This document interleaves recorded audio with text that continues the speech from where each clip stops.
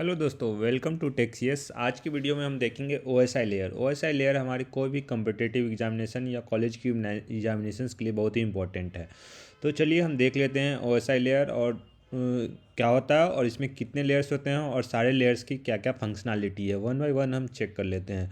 तो चलिए इसकी सबसे पहले हम शुरुआत करते हैं इसकी डिफिनीशन से।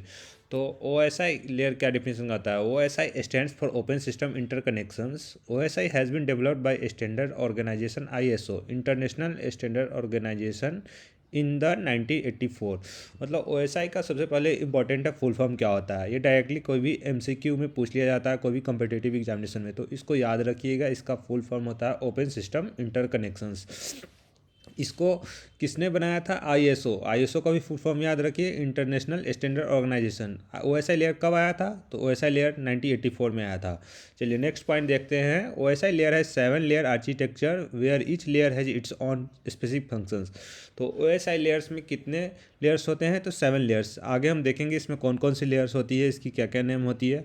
फिर नेक्स्ट पॉइंट देखते हैं। All these 7 layers work collaboratively to transmit the data from one network to another network across the world. देखिए नेटवर्क में जो 7 लेयर होती है ये सारे एक दूसरे से कनेक्टेड होती है, तभी एक नेटवर्क से दूसरे नेटवर्क्स में डाटा ट्रांसफ़र होती है। तो आइए हम देख लेते हैं इसमें कौन कौन सी नेटवर्क्स होती है इस इमेज के द्वारा। तो देखिए इस साइड अगर सेंडर कंप्यूटर है और दूसरी साइड क्या होगी? रिसीवर कंप्यूटर होगी। तो इसमें 7 लेयर कौन कौन सी होती है वो पहले चेक कर लेते हैं। तो फर्स्ट होती है application layer, second presentation, third session layer, fourth transport layer, fifth network layer, sixth data link layer और फिजिकल लेयर। चेक देखते हैं डाटा कैसे जाती है सेंडर से रिसीवर। तो सबसे पहले ये जो एरो एरो दिख रहा है उसी फ्लो में डाटा ट्रांसफ़र होती है। फर्स्टली एप्लीकेशन से प्रेजेंटेशन में आएगी, प्रेजेंटेशन से सेशन में, सेशन से ट्रांसपोर्ट में, ट्रांसपोर्ट से नेटवर्क, नेटवर्क से डाटा लिंक लेयर और डाटा लिंक लेयर से फिजिकल। फिर इस साइड से अपोजिट होती है, इधर से एप्लीकेशन से आई थी लेकिन इधर से जाएगी किससे? नीचे से जाएगी। Physical data link layer, network, transport, session, presentation and application layers. तो हम चेक देख लेते हैं एप्लीकेशन लेयर्स क्या क्या काम करती है। तो ये जो होती है जो यूजर्स होती है डायरेक्टली इंटरेक्ट करती है किस लेयर से? तो एप्लीकेशन लेयर से डायरेक्टली इंटरेक्ट करती है। एप्लीकेशन लेयर्स के बाद डेटा आती है प्रेजेंटेशन लेयर्स में। तो प्रेजेंटेशन लेयर्स का मेन काम होता है जो डाटा को इनक्रिप्ट और डिक्रिप्ट करना। कोई भी डाटा अगर हम भेज रहे हैं किसी भी नेटवर्क पे तो कोई भी हमारे डाटा को चोरी कर सकता है। तो इसलिए हम डायरेक्टली जिस फॉर्म में हम लिखे हुए हैं उस फॉर्म में हम डाटा को नहीं सेंड कर सकते हैं। तो उसी को हम क्या करते हैं यहाँ पे प्रेजेंटेशन लेयर में इनक्रिप्ट कर देते हैं, और यहीं जब रिसीवर साइड क्या आती है तो इसी डाटा को डिक्रिप्ट कर लिया जाता है। सेशंस लेयर क्या करती है? सेशंस इस्टेब्लिश करती है सेंडर्स और रिसीवर्स के बीच में। और इसके बाद ये जो फर्स्ट 3 जो लेयर होती है ये डायरेक्टली इंटरेक्ट करती है सॉफ्टवेयर से। Application layer, presentation and session layer. जो ट्रांसपोर्ट लेयर होती है इसको हम heart of the OSI layers कहते हैं। और जो नीचे की जो 3 लेयर होती है ये डायरेक्टली हार्डवेयर से इंटरेक्ट करती है। तो इसको आप याद करके रखिएगा। जो भी प्रोटोकॉल सब जो होती है ये इसमें कौन सी किस में इंटरेक्ट करती है वो फिर हम आगे वाले वीडियो में बताएंगे। लेकिन जो भी सॉफ्टवेयर से रिलेटेड होगी वो डायरेक्टली ये 3 लेयर में, और जो भी हार्डवेयर से रिलेटेड होगी जो लाइक राउटर हो गया, केबल हो गया, ये सब डायरेक्टली ये नीचे वाले लेयर से होगी। ये प्रोटोकॉल जैसे FTP हो गया तो ये डायरेक्टली एप्लीकेशन लेयर से करती है। तो देखिए ट्रांसपोर्ट लेयर्स, सेशंस लेयर का जब इस्टेब्लिश करने के बाद क्या करती है ट्रांसपोर्ट लेयर। ट्रांसपोर्ट लेयर क्या करता है कि जो कनेक्शन जो होती है हमारी वो सही पोर्ट से हुई है कि नहीं, ये डिसाइड करती है कि जो हमारा नेटवर्क है कनेक्शन ओरिएंटेड है या कनेक्शन स्लेस ओरिएंटेड है। इसमें 2 प्रोटोकॉल आती है, TCP और UDP प्रोटोकॉल्स। तो इसी लेयर्स में आती है, इसको भी हम देखेंगे आगे के लेक्चर्स में। जो डेटा होती है ये इसमें सेशन लेयर्स के बाद आके ये सेगमेंट्स में कन्वर्ट हो जाती है। और सेगमेंट्स के बाद जो ये डेटा आती है नेटवर्क लेयर में, नेटवर्क लेयर्स में ये डाटा पैकेट्स के फॉर्म में कन्वर्ट कर दिया जाता है। जो भी राउटर्स वगैरह जो भी यूज करते हैं हम नेटवर्क में वो नेटवर्क्स लेयर्स में ही यूज होता है। आईपी का कॉन्सेप्ट IPv4 या IPv6 जो भी है ये सब नेटवर्क से लेयर में होती है। ये हमें बताती है किस तरह से डाटा कौन से कैसे जाएगी, किस वे से जाएगी। तो ये सब किसका काम है? तो नेटवर्क लेयर का। तो नेटवर्क लेयर के बाद जो पैकेट्स के फॉर्म में जो डाटा होती है वो यहाँ पे आके फ्रेम में कन्वर्ट हो जाती है। ये डाटा लिंक लेयर ये चेक करता है कि जो भी हमारा डाटा आ रहा है वो एरर फ्री है कि नहीं, जो ये चेक करता है। जब ये डाटा या मैक एड्रेस, जो कंप्यूटर की जो हार्डवेयर की एड्रेस होती है वो सब ये चेक करती है। कौन सी? Data link layer. इसका डाटा लिंक लेयर का डाटा हमारा जाता है कहाँ पे? Physical layer. फिजिकल लेयर में डाटा जो होती है बिट्स के फॉर्म में होती है, 0 और 1 के फॉर्म में कन्वर्ट हो जाती है डाटा। फिर जब फिजिकल लेयर के बाद जब ये रिसीवर साइड्स में जाती है डाटा, तो फिर जस्ट अपोजिट इसका वर्क करती है। जो ये बिट है, बिट यहाँ पे फ्रेम में चेंज हो जाता है, फ्रेम से फिर ये पैकेट्स में, पैकेट से सेगमेंट्स में, फिर सेशंस में आती है, फिर यहाँ पे डाटा डिक्रिप्ट होती है और फिर यूजर्स को डाटा रिसीव हो जाती है। यही फ्लो होती है। इस फ्लो को एकदम आप ध्यान से समझ लीजिए, और एग्ज़ाम्स में अगर आपका कॉलेज एग्ज़ाम्स है तो ये जो डायग्राम है ज़रूर बना कर आइए। तो इससे क्या होगा कि ये जो एग्जामिनर होगा ये समझेगा कि आपको ये पूरी कॉन्सेप्ट आ रही है। और कम्पिटेटिव एग्जामिनेशन के व्यू से भी ये आपको पूरा याद रखना होगा कि कौन से लेयर में कैसे डाटा ट्रांसफ़र करती है। एमसीक्यू में डायरेक्ट क्वेश्चन इससे पूछ लिए जाते हैं, जस्ट लाइक सेगमेंट्स किस में होगी, फ्रेम्स किस में होगी, बिट्स जो कन्वर्जन होती है वो किस लेयर्स में होती है। तो अब आगे चल के देख लेते हैं, इसके डिफिनीशंस देख लेते हैं सारे लेयर्स के। तो एप्लीकेशन लेयर क्या कहता है? एप्लीकेशन लेयर जैसे कि सबसे टॉप मोस्ट में है, तो ये डिफिनीशन में भी लिखा हुआ है टॉप मोस्ट।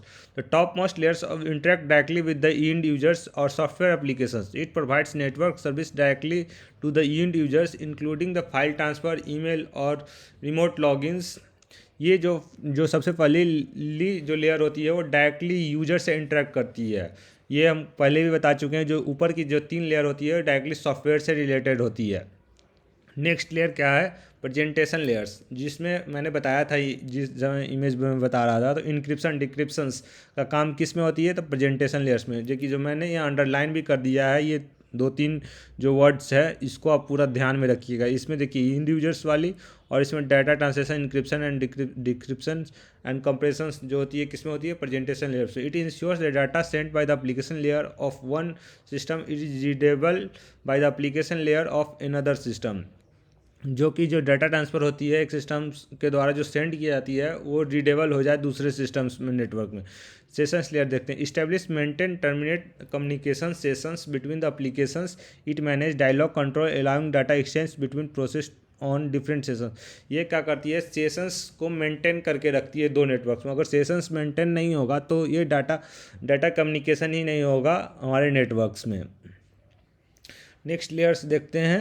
ट्रांसपोर्ट लेयर, इसको क्या कहते हैं? Heart of the OSI layers कहा जाता है ट्रांसपोर्ट लेयर्स को।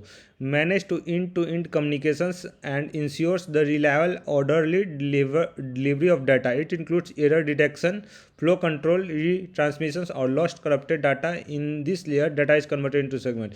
जैसा कि मैंने पहले भी बताया था कि ये इसमें जो इस लेयर्स में डाटा क्या होती है? कन्वर्ट हो जाती है सेगमेंट्स में। जो भी एरर डिटेक्शन, फ्लो कंट्रोल और अगर कोई भी डाटा अगर नेटवर्क्स में अगर रुक गया है तो फिर से रीट्रांसमिशन का काम कौन सा लेयर्स करता है? तो ट्रांसपोर्ट लेयर्स के द्वारा ही किया जाता है। नेक्स्ट लेयर देखते हैं, fifth layer networks layer. Networks layer क्या होता है? Focus on logical addressing and routing of the data between devices on different networks. It determines the best paths to data travel from source to destination. In this layer data is converted into packet. इस लेयर में data क्या होता है? Convert कर दिया जाता है पैकेट्स के फॉर्म में। ये पता लगाता है किस पाथ से अगर डाटा को ट्रांसफ़र किया जाए एक नेटवर्क से दूसरे नेटवर्क में तो वो सबसे अच्छा और रिलायबल होगा और जो कोई डाटा ब्रेक नहीं हुआ। तो ये किस लेयर्स का काम है? तो नेटवर्क्स लेयर का। इसी लेयर्स में राउटर्स आते हैं। जो फिजिकल डिवाइस जो हम यूज करते हैं घर में, राउटर्स, वो नेटवर्क्स लेयर्स में ही यूज होते हैं। इसके बाद सिक्स्थ लेयर देखते हैं, data link layer. Data link layer क्या कहता है? Responsible for creating a reliable link between two directly connected nodes. It includes functions like framing, addressing and error detections. In this layer, data is converted into the frames. जो data जो convert होती है, जो ये highlighted word है, इसको पूरे ध्यान में रखिए। जिस लाइक पिछले में क्या था? पैकेट, उससे पिछले ट्रांसपोर्ट में क्या था? सेगमेंटेशन। और इसमें ये पॉइंट एकदम याद रखिए, डायरेक्टली क्वेश्चन पूछा जा सकता है इससे, या आप एग्जाम में भी लिख के आ सकते हैं कि डाटा लिंक लेयर क्या होता है, फ्रेम में कन्वर्ट करता है। ये क्या करता है कि रिलायबल और जो एरर करता है नेटवर्क्स में, वो इसी नेटवर्क लेयर्स के द्वारा होता है। किससे? डाटा लिंक लेयर से। जो भी मैक एड्रेस से कोई क्वेश्चन हो या हार्डवेयर से डायरेक्टली इंटरेक्ट करता है तो कौन सा लेयर्स? तो ये डाटा लिंक लेयर्स में ही होता है। मैक एड्रेस से क्वेश्चन अगर लिखा रहेगा कि विच लेयर से directly interact with the MAC address, तो डाटा लिंक लेयर होगा। तो आज का लास्ट इसका लेयर देख लेते हैं, OSI लेयर्स का। deals with the physical connection between the devices. It specifies the hardware characteristics such as cable, connectors and signaling. In this layer, data is converted into bits. जो data होती है इसमें क्या होती है? कन्वर्ट हो जाती है बिट्स में, 0 और 1s के फॉर्म में कन्वर्ट हो जाती है। जो भी फिजिकल्स जो भी होती है, जैसे लाइक वायर्स वगैरह जो हो गई, ये सब डायरेक्टली इंटरेक्ट करती है किससे? तो फिजिकल लेयर से। चलिए, थैंक यू। आज के वीडियो में इतना ही। Please like the video and subscribe the channel.